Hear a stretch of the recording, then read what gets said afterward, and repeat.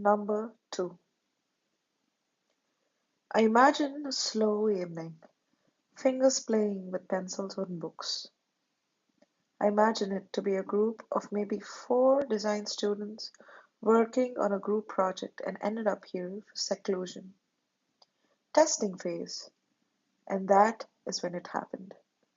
A finite yet infinite set of events across a multitude of parallel universes and many iterations of this very moment.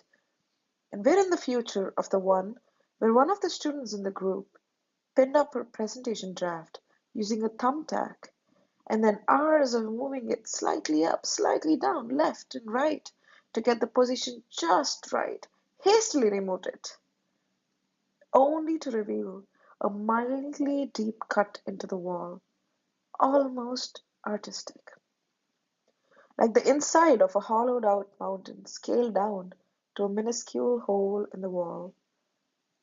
Or I'm entirely wrong and it happened because of a screw almost being drilled into the wrong position by one of the maintenance workers whilst hanging a sign about some work taking place in the building, only to form a dwarf cave.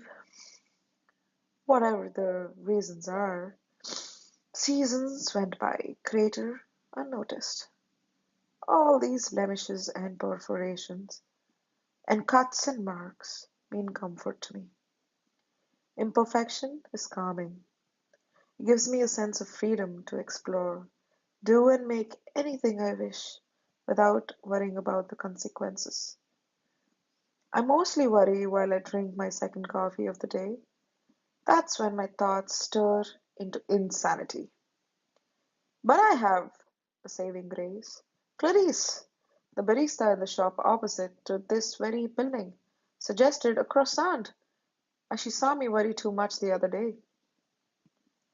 Oddly enough, this dent looks quite like that croissant she suggested that evening. It looks like something that's burnt from the outside, but on the inside it's all soft and warm. It's depth, a lot of flavor. A perfect croissant knows the answer. You can taste the richness of the butter, the sweetness of milk, the earthiness of the wheat, and the slight tang of a long, cool rice. The outside is tender and flaky, the interior of a soft swirl of pastry and air. I heard somebody talk about a chocolate croissant yesterday, and speaking for instance of chocolate croissant, it's already uttering an oxymoron, referring to the chimera naming a freak of nature rated W for wrong. Chocolate croissant might taste good, but it's not a croissant. French language is at least clear about that, although deviant practice of enhancing the plain croissant is as widely spread in France as anywhere else. Chocolate croissant is referred to as pain au chocolat language, thereby reflects the instinctive knowledge that any addition to the croissant generates a different beast. Also, plain means plain. Croissant should taste like croissant, not like melted butter. So the neighborhood bakery I knew as a kid made the most interesting distinction, and one that had been long lost. For your daily croissant, you had a hard choice between regular and butter. I realize that the distinction will seem factious since you can't bake a croissant without a lot of butter. Still, if you ask me, there's definitely a way to do it just right and a way to overdo it. Although she acknowledged more vulgar tastes and appealed to a growing audience by offering butter croissants, my childhood baker also understood the secret of this art very well.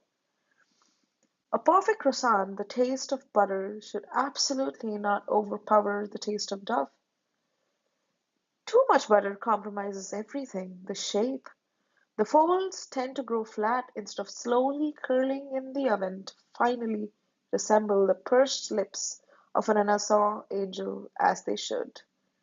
The color, solid yellow, the texture, too crumbly, and of course the taste.